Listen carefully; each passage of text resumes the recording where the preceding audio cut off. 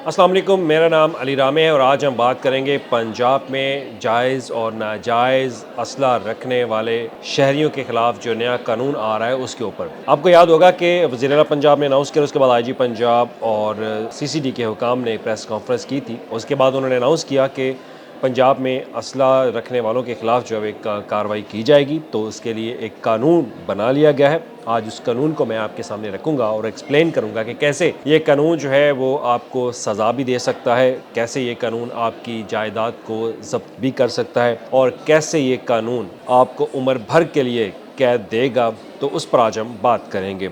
और सबसे पहले तो इस कानून का जो ड्राफ्ट जो तैयार किया गया है और वज़ीर आला पंजाब के सामने भी रखा गया है इसको, तो इसको नाम दिया गया है Punjab surrender of illicit arms act 2025 and this law has been prepared and now they are going to be enforced in Punjab. But let's see कि ये कानून अब कहता क्या है। तो सबसे पहले तो आपको याद होगा, इंट्रोडक्शन में मैंने आपको बता दिया कि वज़ीर आला पंजाब ने ही अनाउंस किया था कि सूबे को असले से पाक किया जाएगा और महफूज बनाया जाएगा। तो ये कानून क्या है? अब सादा अल्फाज में, सादा ज़ुबान में मैं आपको इस कानून के बारे में जो एक्सप्लेनर है वो बताऊँगा।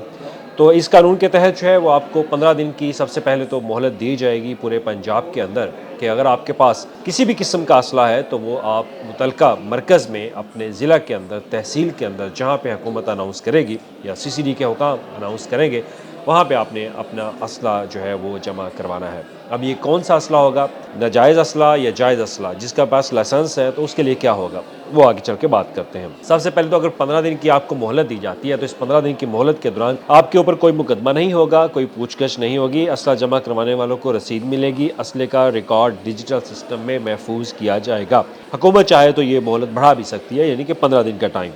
तो जमा कराया गया असला जो है वो हुकूमत उसको वेस्ट कर देगी, तबाह कर देगी। तो लाइसेंस वाला असला जो है वो भी चेक होगा। ये बात जहन में रखें कि अगर आपके पास लाइसेंस भी है तो गवर्नमेंट या सीसीडी के हुकाम जो है वो आपका असला ज़रूर, उसका लाइसेंस जो है वो चेक करेंगे। और सिर्फ नाजायज़ असला नहीं है, इसमें जो कानून में लिखा गया है कि लाइसेंस वाले हथियारों की भी सख्त किस्म की जांच पड़ताल, उनकी स्क्रूटनी जो है वो की जाएगी। उसके लिए हर तहसील के अंदर ऑफिसर जो है वो ऑथोराइज़ किए जाएंगे, तो वो आपको चेक भी करेंगे कि आप टैक्स भी देते हैं या नहीं।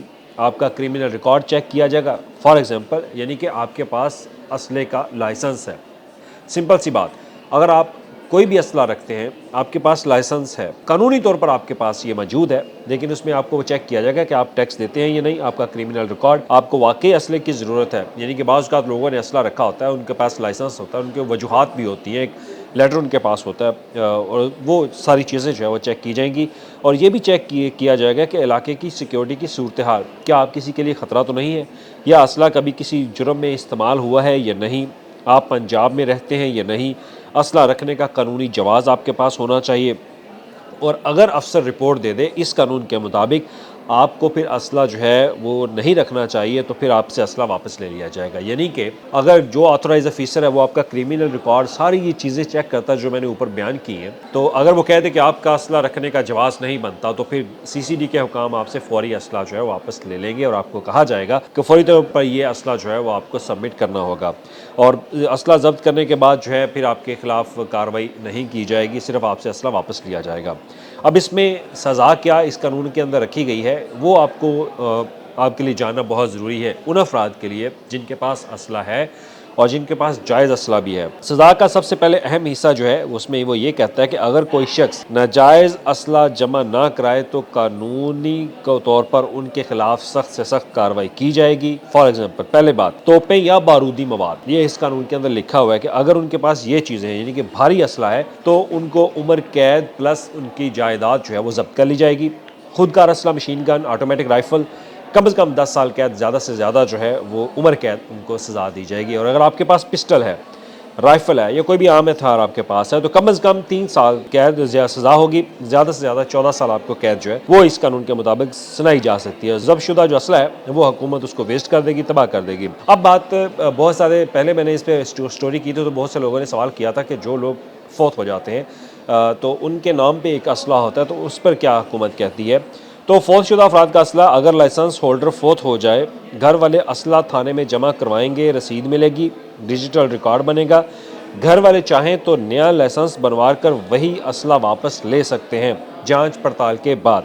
लाइसेंस ख़त्म हो जाएगा तो क्या होगा? अब ये भी एक अहम सवाल है कि जिनके पास लाइसेंस मौजूद है और वो रिन्यू करवाना चाहते हैं तो उसके लिए कानून क्या कहता है? इस कानून के मुताबिक कानून ये कहता है कि जनाब जिनका असला लाइसेंस रिन्यू होने वाला है उनको एक मोहलत दी जाएगी, उसमें वो अपना लाइसेंस जो है वो रिन्यू करवा सकते हैं। और लेकिन उससे पहले लाइसेंस जो है वो रिन्यू ना हुआ तो असला लाइसेंस जो है वो आपको ये असला अपना थाने में जमा करवाना होगा। लाइसेंस बहाल होते ही असला आपको वापस मिल जाएगा। यानी कि अगर आपका लाइसेंस जो है वो रिन्यू नहीं हो रहा तो आपको अपना जो असला है वो फ़ौरी तौर पर पुलिस स्टेशन में जमा करवाना पड़ेगा।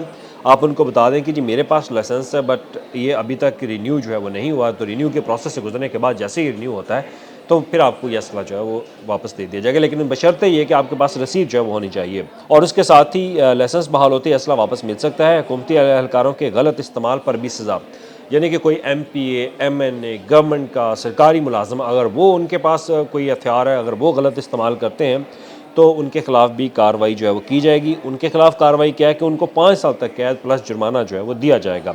अब इसका मकसद कानून बनाने का यही है कि हुकूमत इस सूबे को महफूज करना चाहती है कि क्राइम से, तो लिहाजा इसलिए उन्होंने फ़ैसला किया कि जिसके पास भी नाजायज़ असला मौजूद है वो फ़ौरी तौर पर वो गवर्नमेंट को सबमिट करेंगे जहाँ उनके मरकज़ बनाए जाएंगे। तो उसके बाद जिनके पास जायज़ असला मौजूद है उनकी जांच पड़ताल की जाएगी, और वो अफराद जिनके पास असला लाइसेंस है लेकिन वो रिन्यू होने वाला है तो उसके लिए गवर्नमेंट आपको एक टाइम फ्रेम देगी।